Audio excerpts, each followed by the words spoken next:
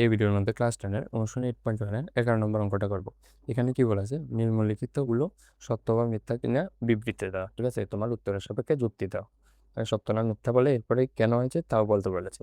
এখানে প্রথম নাম্বার কি দেওয়া আছে, 10 এর মান সর্বদা 1-এর চেয়ে ছোট।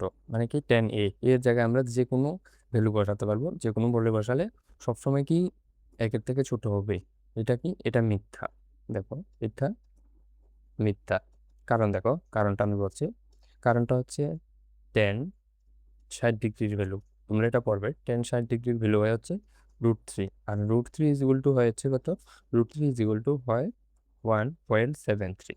তো এর জায়গায় যদি আমরা 60 ডিগ্রি বসাই তাহলে কি 1 থেকে বড় আসছে। ঠিক আছে, সর্বদা ছোট না, 1 থেকেও বড় আসছে, তাহলে এটাকে মিথ্যা। এরপরে দেখো এখানে বলেছে এ এর কোনো একটি মানের জন্য sec এ কত 12/5 হবে কি। তো এটা কিভাবে করবো, দেখো এটা সত্য হবে, সত্য। কারণ কি দেখো, sec a, ঠিক আছে, এটা আমি এখানে লিখছি sec a। sec a মানে কি, sec a মানে হচ্ছে, sec মানে কি প্রথমে sec হয় হচ্ছে সবসময় cos-এর উল্টা। ঠিক আছে, আর cos থিটার উল্টা হয়, cos থিটা হয় কত, cos থিটা হয় হচ্ছে ভূমি বাই অতিভুজ। ঠিক আছে, ভূমি বাই অতিভুজ, অতিভুজ।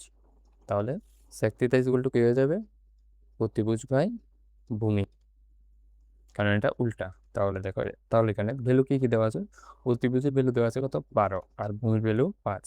তো এখানে দেখো আমরা যদি সমকোণী ত্রিভুজ আঁকি, সমকোণী ত্রিভুজের যে বাহুর দৈর্ঘ্য এগুলোর মধ্যে কি কি একটা জিনিস, যে অতিভুজ আছে, অতিভুজ মানে এটা, এটা অতিভুজ এই দুটোটা বাহুর থেকে বড় হবে। ওখানে যে ভূমি আছে ভূমির থেকেও বড় হবে, আবার কি লম্ব থেকেও বড় হবে। তাহলে কি এখানে যেহেতু কি অতিভুজ গ্রেটার দেন কত ভূমি, তাহলে এটাকে সত্য। ঠিক আছে, এরপরে যদি আমরা এখানে কি বলেছে,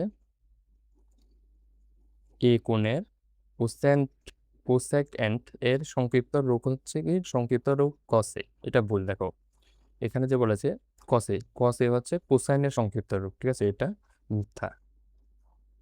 কারণ কি, কসে কার সংক্ষিপ্ত রূপ, কসে হচ্ছে কোসাইন, কোসাইনের, কোসাইনের সংক্ষিপ্ত রূপ হচ্ছে কোসাইনের, কোসাইনের সংক্ষিপ্ত রূপ হচ্ছে কস। ঠিক আছে, আর এখানে যেটা বলেছে,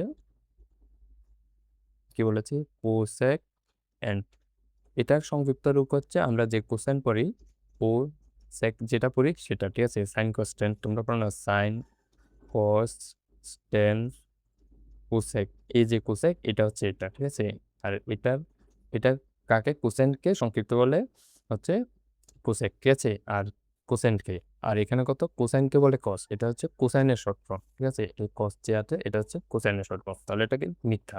কোসাইনটের সংক্ষিপ্ত রূপ কসে না, এটা কি হবে কোসেকে। ঠিক আছে, এখানে কোসেকে থাকলে তাহলে সত্য হতো। এগুলো কি দিয়েছে 4 নাম্বার, যে কট এ হলো কট এবং এ এর কোণফল, এটা ফলস, এটা কি মিথ্যা। ঠিক আছে, কট এ মানে কি, কট এ মানে হচ্ছে অ্যাঙ্গেল এ এর ভ্যালু না। তো এখানে যেটা বলেছে এটা কি মিথ্যা, কারণ এটা কি, এটা হবে কি, কট এ হচ্ছে একটা ত্রিকোণমিতিক অনুপাতের নাম। ঠিক আছে, কট এ হচ্ছে একটা ত্রিকোণমিতিক অনুপাত, ত্রিকোণমিতিক অনুপাত, অনুপাত। ঠিক আছে, এরপর দেখে এখানে কি বলেছে, থিটা এর কোনো মানের জন্য sign theta is equal two এত হতে পারে। এখানে কি দিয়েছে সাইন থিটা, সাইন থিটা দেখো এটা আমি স্যারে লিখছি, দেখো sine theta, sine theta is equal to কত 4/3, আর sine theta is equal to কি হয়, sine theta is equal to হয় হচ্ছে লম্ব বাই অতিভুজ। ঠিক আছে, অতিভুজ। তো এখানে আমরা যদি একটা ত্রিভুজ আঁকি, ঠিক আছে, লম্ব কোণটা যেটা 90 ডিগ্রির অপোজিটে, অতিভুজ, অতিভুজ হচ্ছে কি 90 ডিগ্রির অপোজিটে, মানে এটার ভ্যালু কি, অতিভুজের ভ্যালু 3, আর লম্বর ভ্যালু কি, লম্বর ভ্যালু 4। তোমরা এটাকে ধরো বা এটাকে ধরো, যেটা যে কোনো একটাকে ধরবো, ধরো আমি এই কোণের সাপেক্ষে লম্ব লিখছি, সেটা হচ্ছে 4 হবে। তাহলে এখানটা অতিভুজ সবসময় বড় হয়, তো এখানে কি লম্বর ভ্যালু বড় দেওয়া আছে, মানে কি এটা ভুল। ঠিক আছে, যেহেতু অতিভুজ, অতিভুজ থেকে কি লম্ব বড়, লম্বময়, লম্ব বড়। ঠিক আছে, তাহলে এটা কি মিথ্যা হয়ে যাবে। ঠিক আছে।